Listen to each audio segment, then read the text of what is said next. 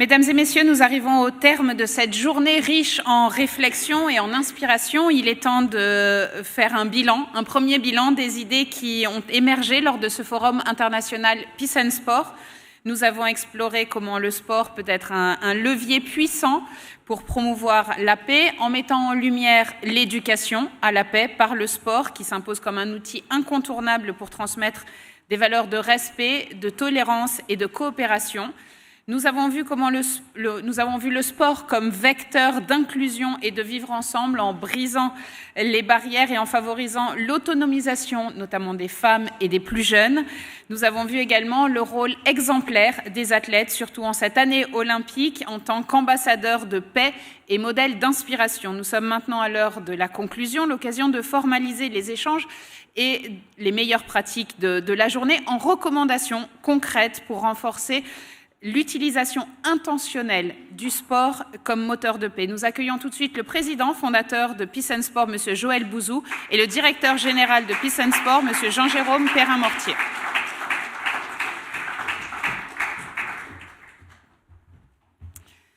Président, quelle journée! Les discussions de la journée, elles ont abordé les thématiques centrales du sport comme outil de paix. Est-ce que vous avez, après tout ce que vous avez entendu, tout ce qui nous a enrichis aujourd'hui, est-ce que vous avez une recommandation à partager? Bien sûr. D'abord, on a relevé aujourd'hui une expertise incroyable. Donc depuis 17 ans, énormément de travail, mais une expertise incroyable, des témoignages, beaucoup d'émotions. Et donc, à la fin, quand on a appris à regarder le sport d'une façon différente depuis 17 ans. Et puisque le sport, c'est pas seulement de la compétition, mais c'est cette équité partagée devant une règle que tout le monde, qui s'applique à tout le monde. Il permet à la fois l'estime de soi, c'est-à-dire l'accès à la dignité, même quand il y a de la grande pauvreté. Et cet accès à la dignité, ça permet aussi quelque part d'accepter la différence et le vivre ensemble. Donc puisque le sport est comme ça, puisque c'est dans son ADN qu'il est comme ça, la recommandation, c'est donc qu'il doit être une priorité. Il doit être une priorité et on doit convaincre au-delà du monde du sport, et certainement dans le monde de la paix, pour que le sport soit vu absolument comme un investissement et plus comme une dépense. Alors, Jean-Jérôme, justement, le président souligne le besoin de mettre le sport en priorité, notamment, on y pense évidemment dans le secteur de l'éducation. Par quoi faudrait-il commencer? Déjà, la première des choses, c'est le renforcement de capacité. On s'aperçoit au travers des différents voyages, déplacements qu'on fait sur les différents territoires, que dans les écoles, par exemple, les seuls enseignants qui n'ont pas de diplôme ou qui n'ont pas de certification sont les enseignants de sport et d'activité physique et sportive. C'est-à-dire que le professeur de mathématiques, de biologie, d'anglais va passer au travers de tout un cursus, alors que celui qui va enseigner l'activité physique et sportive est complètement mis de côté, et c'est finalement quelqu'un de lambda. Et ça, c'est vraiment la première des problématiques. Donc, il faut créer un vrai cursus pour les enseignants. Il faut aussi créer des certifications. Les certifications, c'est très important. Ça valorise les éducateurs.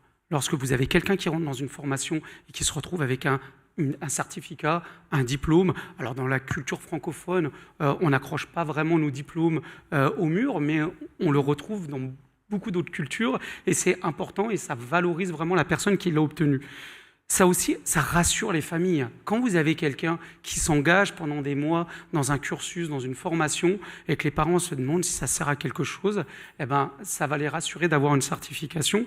Et je pense aussi qu'avoir plus d'éducateurs formés, ça encourage aussi les autorités à investir.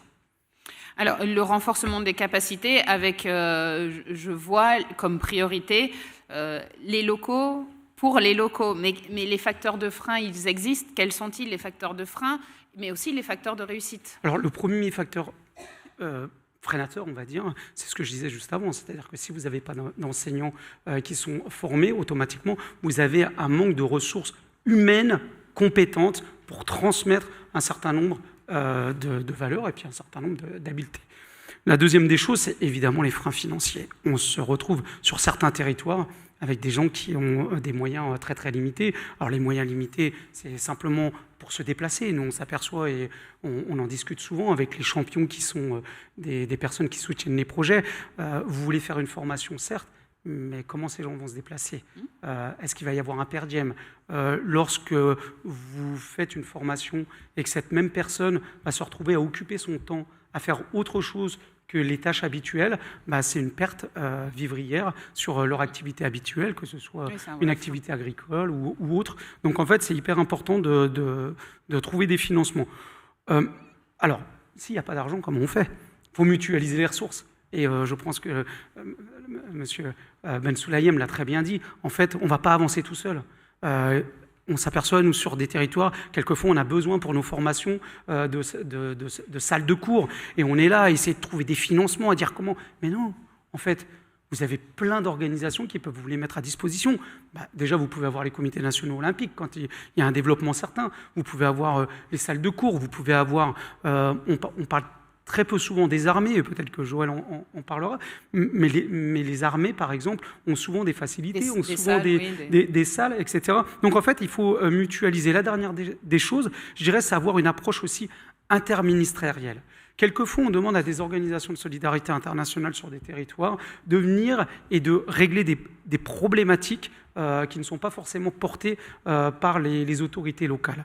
Et nous, ce qu'on dit, c'est qu'on est prêt à travailler avec les autorités locales, mais il faut que les autorités locales, dans l'interministériel, nous facilitent aussi l'accès. Ça nous évite, sur certains projets, je peux vous donner un exemple très concret avec Vénus Nyangabo au Burundi, dans la région des Grands Lacs, qui travaille avec des verticales assez différentes, puisqu'il a une verticale sport et une verticale santé, et chacun est dans son silo. Chacun est dans son silo. Donc on est obligé d'aller rencontrer les uns et les autres, alors qu'en fait, vous pourriez avoir une sorte de guichet unique qui nous permettrait d'aller rencontrer une personne qui lui-même irait rencontrer les différents ministères. Et ça serait vraiment une source de facilitation pour mettre en place des projets. Alors, des approches intégrées, mutualiser les ressources, c'est des leviers essentiels pour pallier le manque de moyens. Quels autres facteurs pourraient inciter les gouvernements et les banques de développement aussi à investir davantage dans le sport? Alors, c'est évaluer les impacts des programmes. Trop souvent... Parce que, pour un investissement, ils ont besoin d'évaluation. Bien sûr, trop souvent, on a des gens qui nous disent le sport, c'est super. Et c'est vrai que nous, on le résume comme ça, et puis on y croit, on a une espèce de bonhomie par rapport à ça. Mais par contre, quand les chiffres parlent, c'est beaucoup plus intéressant. Certains programmes qui ont été menés en Jordanie, dans le camp de Zaatari, où des études ont été faites au travers des différents districts qui pratiquaient les différentes méthodologies qu'on mettait en place, on s'apercevait qu'il y avait une réduction de la violence, on avait des gens qui étaient plus assidus à l'école, et tous ces petits périmètres qui changent l'environnement permet d'avoir des gens beaucoup plus mieux adaptés à leur écosystème, et ça c'est important. Joël, on a vu les échanges de la journée, on a vu l'émotion des athlètes, on a vu combien les athlètes ont un impact fort. On revient sur les actions ensemble, sur les actions menées par Peace and Sport avec ces athlètes? Oui, moi, ce que je retiens, j'ai encore été impressionné aujourd'hui, je le suis souvent, mais j'ai été impressionné aujourd'hui par l'incroyable progression de la maturité des athlètes sur le sujet en question, et des champions de la paix en particulier. Ils ont développé chacun un niveau d'expertise incroyable. Alors qu'on les a accompagnés depuis longtemps, maintenant aussi on apprend d'eux et de l'expérience qu'ils ont sur le terrain quand ils nous accompagnent. Donc ça, c'est quelque chose de tout à fait important. Donc c'est cette nouvelle maturité. Je veux vraiment les saluer tous aujourd'hui, ce que Didier a fait très bien d'ailleurs. Mais donc ils sont des leaders charismatiques, ils ont la capacité de parler à la jeunesse. Ils ont une crédibilité qui est différente de celle de ceux qui, en principe, ont l'autorité sur eux, qui sont les gouvernements, puisqu'ils ont une autorité quelque part sur la population. Bien sûr, on accompagnera ceux qui vont nous rejoindre de nouveau. Il y a transmission de savoir, mais le savoir est vraiment sophistiqué aujourd'hui. Et c'est de plus en plus intéressant, d'ailleurs, de travailler comme ça. Alors, vous avez des exemples de collaboration pour accompagner les athlètes, pour les encourager? Alors, il y a les collaborations qu'on a avec les grands événements, comme la création du prix Socrates. Oui, on a vu le prix. Bien entendu, le Roulons sur la paix. Il y a les Jeux dans les Grands Lacs en Afrique, entre Burundi, Rwanda, DRC. On a comme ça tout un tas d'événements, Caravane pour la paix au Sénégal, il y a quelques années.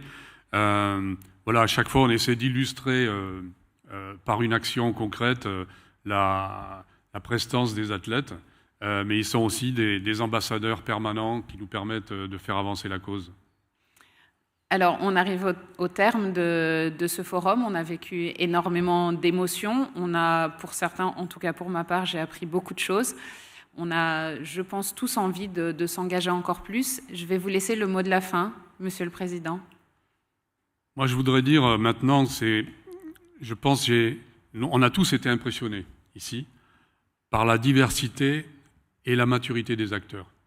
On a vu des gouvernements. On a vu des acteurs du sport comme les fédérations internationales, donc je pense à la Fédération internationale automobile, à l'Union cycliste internationale.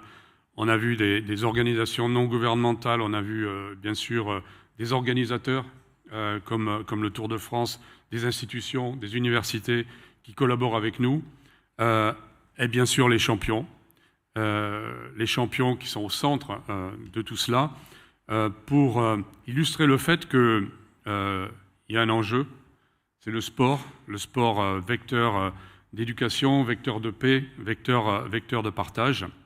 Et cet espoir qui est devant nous, que la paix est possible, une contribution du sport à la paix est possible. Et comme je le disais, depuis 17 ans, on a agrégé tous ces partenaires pour pouvoir aborder des solutions concrètes. Et on a amené la paix dans le sport, quelque part la problématique de la paix dans le sport. Le challenge demain, puisqu'on a vu que dans l'ADN du sport, la paix existe déjà, eh bien c'est d'amener le sport dans la paix et de continuer de démultiplier nos efforts. Voilà, donc bon, on a vu que les situations ne sont pas idéales partout, qu'il y a en particulier des problèmes concernant les femmes dans le monde aujourd'hui, mais je crois qu'il y a de l'espoir. En tout cas, on reste unis, on est une coalition, Peace and Sport n'est qu'un bout de cette coalition, on est un haut-parleur et une organisation qui facilite tout cela, donc on va continuer, absolument. Merci beaucoup, Monsieur le Président.